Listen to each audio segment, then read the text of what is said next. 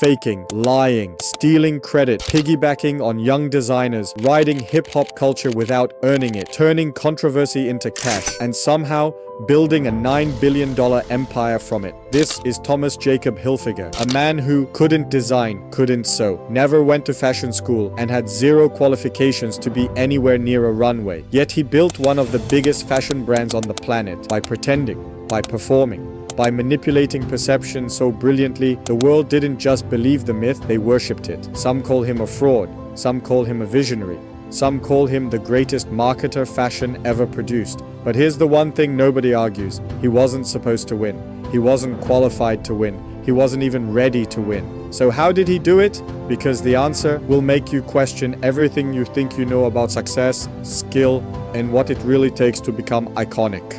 Was he a con artist? Or did he simply understand the game better than everyone else? By the end of this story, you decide. Before the empire, before the billions, before the accusations and the legend, there was just a kid, Thomas Jacob Hilfiger, born March 24th, 1951 in Elmira, New York, a small fading factory town where ambition went to sleep and never woke up. He was the second of 9 children, raised in a strict Irish-German Catholic home. His father, Richard, fixed watches. His mother, Virginia, worked long shifts as a nurse. It was an ordinary family in an ordinary town. But Tommy was never ordinary. While other boys chased footballs and dreamed of cars, he watched people. He studied them. He paid attention to what they wore. They were social armor, identity, power. But brilliance came with baggage. Tommy was dyslexic. School felt like quicksand. Reading was a battle. Focusing was a war. And teachers wrote him off as the kid who just didn't try enough. His parents had simple expectations. Go to college, find a stable job, live a normal, predictable life. Tommy wanted none of it. He didn't want to work in his father's jewelry shop. He didn't want to settle for Elmira. He didn't want the quiet, safe life that everyone else seemed to accept without question. He wanted to matter. He wanted to be big. He wanted out. Fashion became his escape route. Not because he loved designing, not because he could sew, not even because he had talent. It wasn't about the craft. It was about what fashion represented: identity, status, a doorway to a life bigger than anything Elmira could ever offer him. So, at 18, with no training, no business experience, and no clue how the industry worked, Tommy made a decision. A reckless, naive, ridiculous decision. He would build something huge, something that would make people know his name, something that proved he was more than a struggling kid from a dying factory town. He didn't know how he'd do it. He didn't have the skills, but he had the hunger. And sometimes, hunger is the only qualification that matters.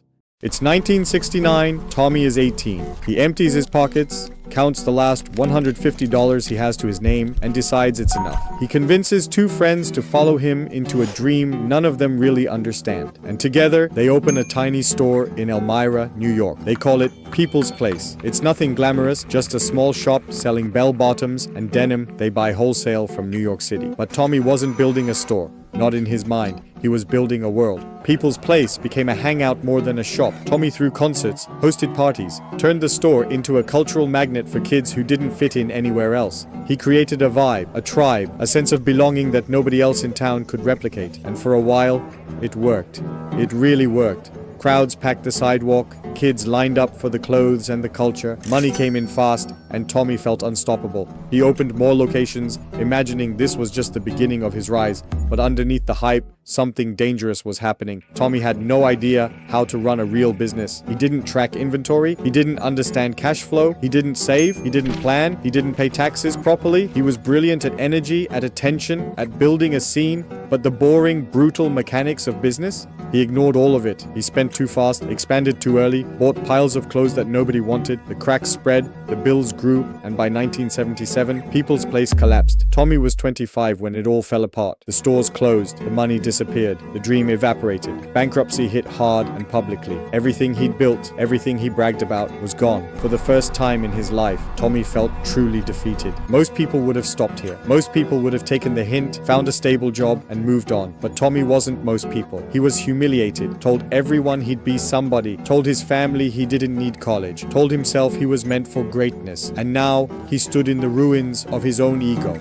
broke, embarrassed, and bleeding confidence. But shame did something strange to him. It didn't humble him. It radicalized him. Instead of learning from the failure, Tommy doubled down on the lie. He refused to accept that he wasn't qualified, refused to accept that he didn't know what he was doing, refused to let the world see him as small, and that refusal would shape everything that came next. After the bankruptcy, Tommy did something drastic. He packed what little he owned, left Elmira behind, and moved to New York City, the fashion capital of America. He arrived with no money, no connections, and not a single credential anyone respected. But this is where the story takes a turn. Because when most people start from zero, they try to learn. They take classes, study under mentors, they build skills. Tommy did none of that. He didn't go to fashion school, didn't learn to sew, didn't study textiles or patterns or garment construction. He simply walked into the city and started calling himself a designer. That was it. That was his strategy. For the next 7 years, he bounced from one tiny opportunity to another. He designed for small brands, pitched his collection to retailers, knocked on doors, waited in lobbies, but it all went nowhere. Because the truth was, Tommy Hilfiger wasn't a real designer and everyone could see it. He couldn't sketch like Ralph Lauren. He couldn't craft like Calvin Klein. He couldn't innovate like Perry Ellis. He wasn't trained. He wasn't polished. He wasn't legitimate. To everyone else, he was pretending. But Tommy didn't see it that way, because here's where things get fascinating. Instead of accepting reality, instead of sitting down and learning the basics, Tommy did something almost nobody would ever dare. He lied to himself. Not casually, not occasionally, but with a level of consistency and seriousness that bordered on madness. Every single day, he repeated the same script in his mind, over and over again. I'm a fashion designer. It wasn't confidence or optimism, it was weaponized delusion. And that delusion turned him into something dangerous. It made him fearless enough to call people he had no right to call, shameless enough to walk into rooms he didn't belong in, bold enough to make claims he couldn't back up, audacious enough to demand opportunities he hadn't earned. Most people would call that insanity. Most people would call it lying or faking it. Tommy called it necessary. And that mindset, that refusal to accept the truth, became the single most important skill of his entire career. Because the world wasn't going to open the door for him, so he kicked it open himself. By 1984, Tommy was running on fumes. 7 years of failure. 7 years of being told he wasn't good enough, not talented enough, not educated enough, but he still had a big dream and the ability to tell a story. So he walks into a Manhattan office, straight into the empire of Mohan Murjani, a textile billionaire, a kingmaker, the man behind Gloria Vanderbilt, the biggest fashion success of that time. Tommy doesn't walk in with a portfolio. He doesn't walk in with awards. He walks in with charisma and a dream so big it almost sounded delusional. But Murjani sees something in him. Something nobody else bothered to look for. Not the designer, the brand. Right there, in 1984, Murjani makes a decision that will rewrite fashion history. He gives Tommy everything he never had. $5 million, manufacturing, distribution, a global machine with rocket fuel. And Tommy, he doesn't play it safe, he does the exact opposite. 1985, Times Square. Tommy and advertising rebel George Lois sit down to create the most outrageous stunt fashion had ever seen. A giant billboard goes up, white background with big letters, and a headline that sends shockwaves through the industry. The 4 great American designers for men: Ralph Lauren, Calvin Klein, Perry Ellis, Tommy Hilfiger, 3 titans, and a nobody. People weren't just looking at a billboard. They were looking at a challenge, a provocation, a dare. The stunt was a mastermind that tricked the mind. If your name sits next to royalty, people assume you belong in the palace. Tommy forced the world to ask one simple question: who is this guy? And the moment they asked, he had already won. Overnight, reporters attacked, buyers panicked. The fashion industry was furious, but the public, they were hypnotized. Stores sold out. The name spread like wildfire. Tommy Hilfiger, the kid who couldn't even keep a shop open, became the newest American fashion sensation in a matter of weeks. All because one billionaire believed in him, and because Tommy had the guts to pull a stunt no sane designer would ever attempt. By the early 1990s, Tommy Hilfiger finally had money in his pocket, momentum behind his name, and a brand people no longer confused with anyone else. He'd earned recognition, sure, but dominance? That was still out of reach. He wasn't Ralph, he wasn't Calvin, he wasn't a cultural force. Not yet. Then something catches his attention. Something every major fashion house is pretending doesn't exist. Hip-hop. Not the sanitized, commercialized version. The raw, rebellious, explosive movement rising straight from the streets. The big fashion brands dismissed it immediately. Too urban, too street, too black, they refused to touch it. Tommy understood psychology too well to ignore what the world was about to become. He knew the truth most executives were blind to. Culture doesn't start on the runway. It starts on the ground. It rises from the bottom up, never the top down.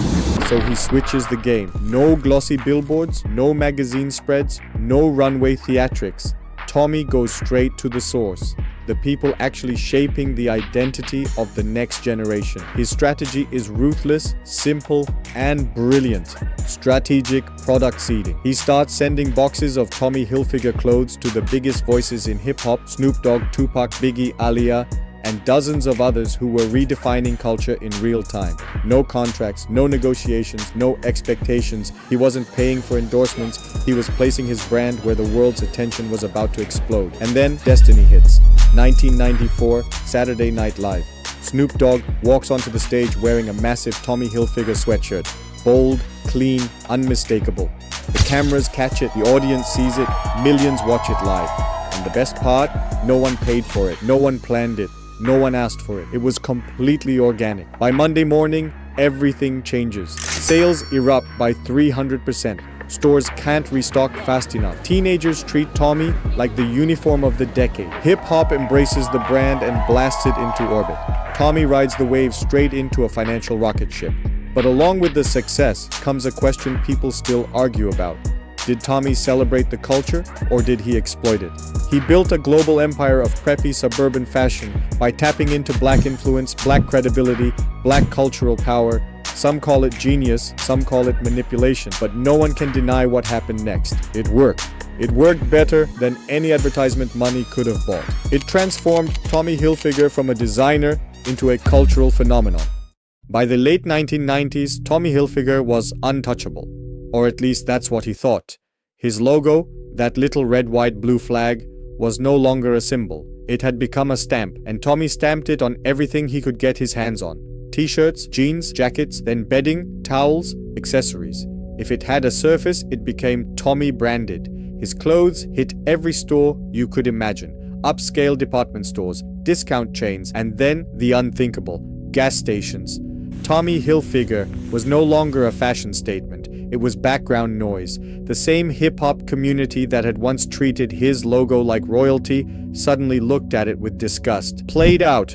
Corny. Dead. The cool kids walked away. The streets turned their back, and Tommy's empire collapsed almost instantly. Sales didn't slide gently. They crashed. 75% gone. Billions evaporated like smoke. Retailers dumped him. The stock tanked. Analysts called it the fastest fall from grace in modern fashion.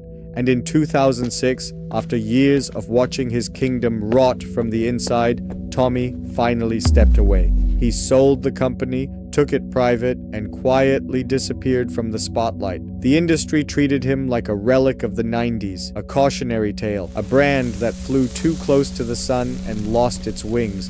Most people would have vanished forever, but Tommy had been here before. He understood humiliation. He understood collapse. He understood starting from zero, and he knew something the world didn't. Reinvention is the most powerful tool a fallen king can wield. Then in 2010, Tommy returns to his company with a surgeon's cold precision. No more noise, no more screaming logos, no more Tommy everywhere. He strips the brand to its bones. Cleaner cuts, sharper fits, minimalist designs, a quieter, more premium identity. He wasn't trying to revive the past. He was building a new future, but the real comeback, the true resurrection, began in 2016. Tommy does something he never had the courage to do before. He gives the next generation the keys. Zendaya, just 19, young, brilliant, a black cultural icon with global influence, becomes a co-designer. Not a model, not a face, but a partner. Gigi Hadid, a supermodel shaping youth culture, becomes another collaborator, not a mannequin, but a mind. Tommy hands them real authority, real power, real creative control. Not because he suddenly cared about authenticity, but because he finally understood the secret. You don't need to be authentic. You need people who are.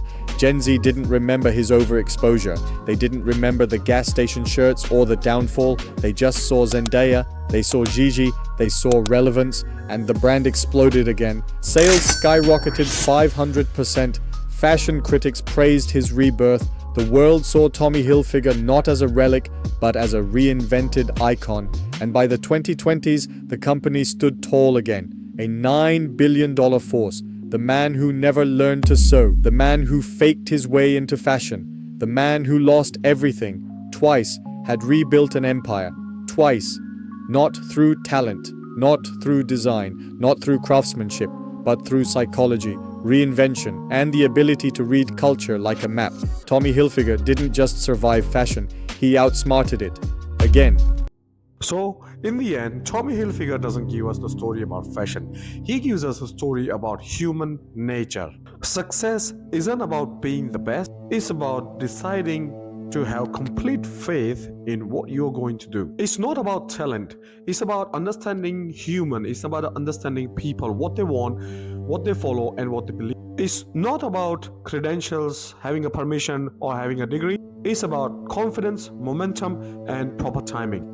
And sometimes the biggest lie you tell yourself is the one that you whisper to yourself. He refused to accept any other version of himself. Some people might call it manipulation, some people might call it fraud, or some people might even call it a delusion. But you can't argue with the results. Tommy Hilfiger didn't earn his empire the traditional way, but he designed it piece by piece through perception and strategic illusion. So, was it right or was it wrong? Well, that's the question a $9 billion brand doesn't care. Because in business, morality doesn't build empires. Your story does, your attention does, and your belief does.